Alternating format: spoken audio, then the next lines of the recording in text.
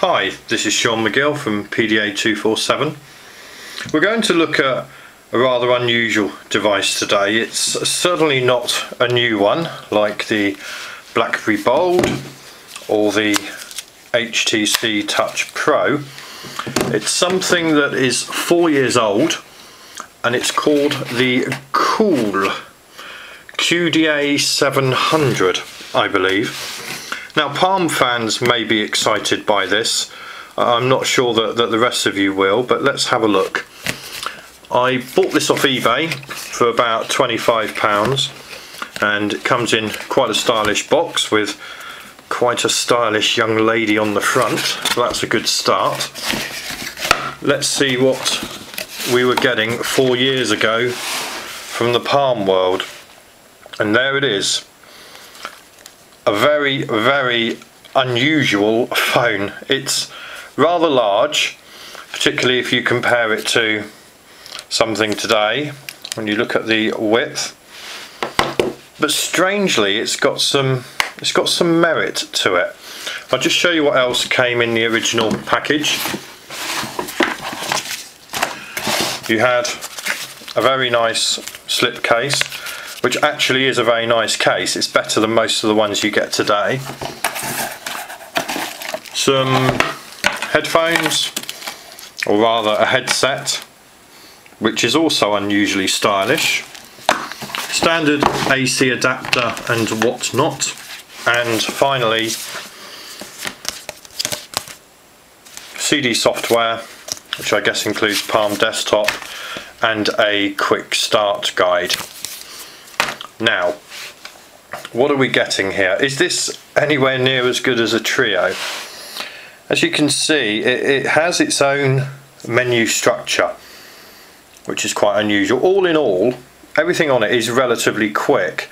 It comes bundled with some demo versions of Bejeweled, Ricochet, Fruit Frolic and Spy Chase. It's got all the Palm standards, like the classic organizer, if you can see that, and really everything else you would expect from Palm. There is the option to go to the standard Palm launcher, which will be more familiar to many of you, and there's also a nice dial pad there. Okay, I'm sort of lost for words really as to how to describe it. In one way it's quite stylish, but when I put it to my ear at work, I stupidly put my SIM card in and then the phone rang and I had to answer the phone on it to some giggles from around the office. Although it looks quite nice, when you do put it to your ear, it's quite amusing now. There's definitely something about it. The excuse me, the general speed is pretty smart, and as a PDA, or rather as a smartphone PDA, it's got quite a lot going for it. It didn't really succeed at all. As far as I know, only a few hundred were sold, and the company never really touched Palm OS again. They did look at they did release a Windows mobile device, and I think part of the reason for the issues with Palm OS is that it uses a 320, or rather 240 by 320 screen. That's very unstandard and is going to cause lots of issues with regard to running third-party applications. Having said that, we have got the likes of what was called Palm Reader on it, basically e-reader. It comes with a backup application and a few other extras that you wouldn't normally see. I tested data and email works fine. The browser is Blazor, so obviously that's not going to work fine no matter what you put it in.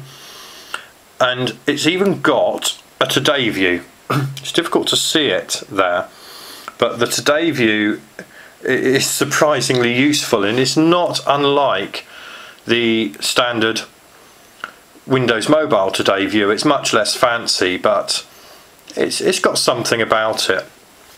All in all, the Qool, which, watch this, there you go, back to a full mirror.